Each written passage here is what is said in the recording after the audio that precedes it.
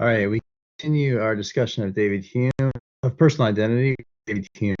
Now, reading from your book is an excerpt from Hume's magnum opus, A Treatise of Human Nature, which he wrote in his 20s. This is from Book 1, Part 4, Section 6 of Personal Identity.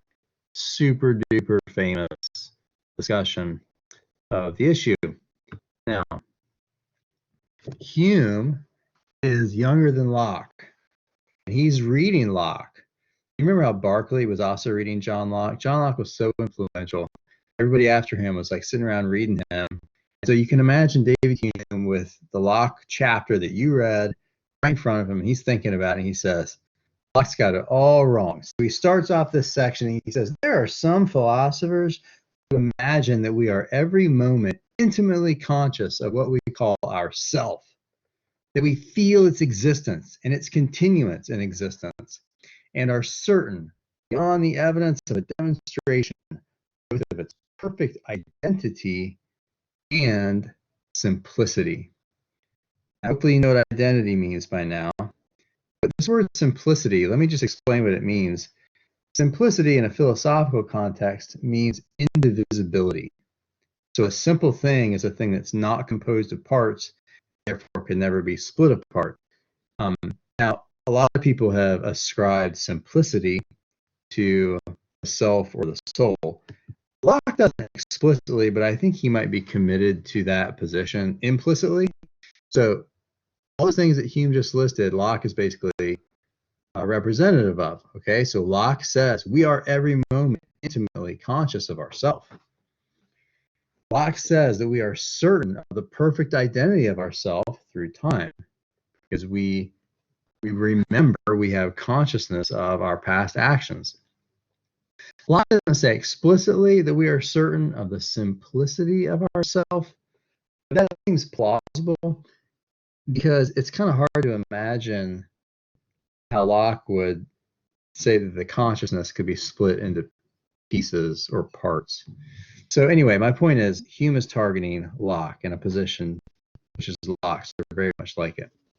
Now, Hume's got, I count, about 3 different arguments against Locke's position. So here's what I see as his first argument. He says it must be some one impression that gives rise to every real idea. But self or person is not any one impression, but that to which our several impressions and ideas are supposed to have a reference. All right, let me unpack this 18th century prose for you. So here's how I would formalize that argument. First premise says this: if we have an idea of the self is an impression. The self is not an impression. Therefore, we have no idea of the self. Now, even that formalization may not make it very clear to you what Hume is saying. And I think one reason is because you may not be tracking with his understanding of ideas, impressions, and what those are. So let me explain this to you. In Hume's philosophy, there's 2 kinds of perceptions that we can have. There are our ideas and there are our impressions. Now, impressions are like the direct perceptions of our external senses or even the internal sensations that you might have, your passions, fears, and so forth. Those are what he calls impressions. Now, ideas, that's what his name for faint copies of our impressions. For Hume, he thinks all of our thoughts are just copies, sometimes rearranged copies, faint copies of our sensations that we've had. We mix and match them, and that's how we think and have ideas. So the only kind of perceptions you have are impressions and ideas. Now, he also makes this really, for him, important claim about the relationship between impressions and ideas. He says, we got to have some kind of criterion for knowing if we're dealing with a real concept that we have, or we're just using words without really having any idea what we're talking about. And he thinks, here's the criteria. We can only have ideas if they are copied from some real impression that we've had. So if you've never had an impression of something, then you can't ever have an idea of it. Unless that idea is like mixed and matched from different impressions you've had. If you claim that you got an idea of something that's not somehow copied from an impression, you're basically just talking nonsense. You're BSing. That's what he means when he says, look, if we have an idea of a self, there's only one place we could have gotten it from an impression of the self. If you got an idea of the self, what the self must be is an impression. And then the idea of the self is copied from the impression of self. That's what his first premise is saying. The second premise is saying, but the self is not an impression. Why did he say that? Why would he say the self is not an impression? Well, remember, impressions are perceptions. He wants to say the self or the person is not any one impression that we have.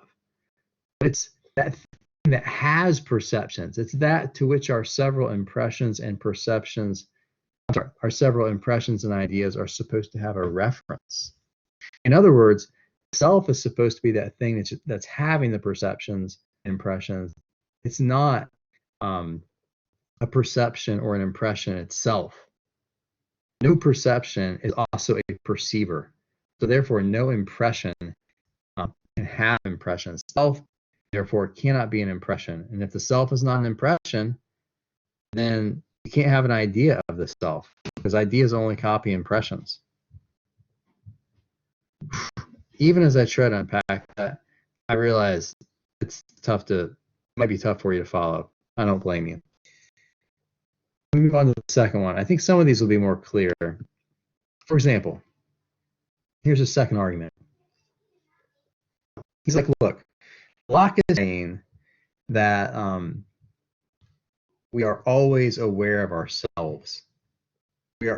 Every thinking thing is always conscious of itself. That's possible. He says, if we really were always having an impression of ourself, if we had an impression of an enduring self that was always with us, we would have that impression without interruption through the course of our whole lives. And that's pretty much what Locke says. But Hume just says, look, there isn't any single impression, any single sensation, either internal or external, which we always have throughout our whole lives. All the contents of our mind are changing all the time. There's nothing that's always there in our minds or that we are always experiencing. And that means that we must not be having this impression of the self, because we're not always having it in the way that I would have to be. But that leads us to a further point. So, premise 4, if we have no impression of something, we have no idea of it either. Remember, this is Hume's rule, his copy principle. You can only have an idea of something if you've had an impression of it. But he's just proved we don't have an impression of a self like that. So therefore, we have no idea. We don't even have a concept. We don't even have an idea of a self that endures throughout our whole lives. Locke is talking total nonsense. He doesn't even know what he's saying. Right, that's the second argument. Hopefully that makes more sense. Now we come to his third. I think this is probably the simplest one. So simple that it's hard to even formalize, okay? He says, look, after what manner, therefore, do perceptions belong to the self, and how are they supposed to be connected with it? For my part, when I enter most intimately into what I call myself, I always stumble on some particular perception or other, or heat or cold, light or shade, love or hatred, pain or pleasure. But I never catch myself at any time without a perception. And I can never observe anything but the perception. Here's the idea. Locke thinks not only do we have perceptions, we are always aware of the self that's having the perception, of the self that's having the thoughts. We are always conscious of this thing that's doing the thinking and having the emotions. And then Hume just says, I don't know what you're talking about. If I try to introspect, all I find is the thoughts. I find the emotions. I find the perceptions. I don't find some separate individual thing which is having those. I don't know what it is. I'm looking around inside myself. I got no idea what you're talking about. All I find is a bunch of perceptions, a bunch of experiences. I have no idea of a thing which is supposedly having all these, this consciousness to which all of these perceptions allegedly belong. It's not there. Now, I think that's the simplest way that Hume has for just saying, you have no idea what we're talking about when we talk about a self. Well, but Hume, what do you think is going on in our mental life? I mean, what's up with all these perceptions and so forth? There's no self that's having them. Is that what you're saying? Here's what Hume is saying. Hume has what you might call a bundle concept of the self. He says the so-called self is nothing but a bundle or a collection of different perceptions which succeed each other with an inconceivable rapidity and are in a perpetual flux and movement. In other words, all there are, the things you call yourself is just a stream. It's a river. It's not a thing. It's a river of emotions, thoughts, perceptions, observations, and so forth. But there's nothing that has all those. There's nothing that they belong to. They're just flowing on, constantly changing. And there is no enduring subject to which they belong. All you are is a bundle, a river, if you want, of a collection of perceptions, but nothing about it is stable. It changes every instant. And there's no simplicity in it at a time. There's a lot of different parts. And there's no identity over time. You can't step in the same river twice, and you never have the same mind or the same self for 2 seconds in a row, because your thoughts, your impressions, your observations, your sensations are changing instant. So there is no same self. That bundle of perceptions is different every instant. You're not just two people. You are like an infinite number of people throughout the course of your so-called one life. There's actually millions of lives that are comprised in the one that you often think of as, you're a river. That's all you are. You can never step in the same river twice. Now, let's look at another point of contrast between, well, actually, here's what we're doing. You might think, whoa, Hume just destroyed my whole view of the world. I just discovered that I'm not a self. There is no I. I is just a word that I use for a river that runs through me or something. So you might think, how is it that we are so confused? Why do people have such mixed up notions about self and about personal identity? And that's what Hume actually gives a lot of the rest of this essay to.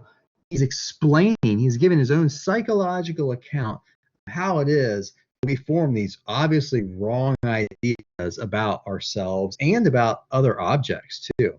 So in order to explain how we make the mistake, first of all, he wants to clarify the real truth, the concept about what this notion of identity really is. So he lays down his own definition of what counts as identity. An object, he says, is identical with itself if and only if that object remains invariable, that means unchanged, totally unchanged, and uninterrupted through time. So an object is only identical if it never changes. That means when a mass of matter or a ship or a building or an organism changes its parts, it is no longer the same thing. It is a numerically different thing from what existed before the change. If you clip your fingernails, you are a different organism than before. If a ship changes out its board, it's a different ship. If you add a spoonful of dirt to a pile of dirt, it's a different pile of dirt. Now, this is, in other words, he has a really strict definition of identity. And that's different, it's very significantly different than what Van Inwagen said and from what Locke said. Locke and Van Inwagen both said that if an organism changes its parts, it's still the same organism as long as it still has the same life. And humans, there's no way. Stop kidding yourself. They're different. They changed. It's not the same thing anymore. It's just not.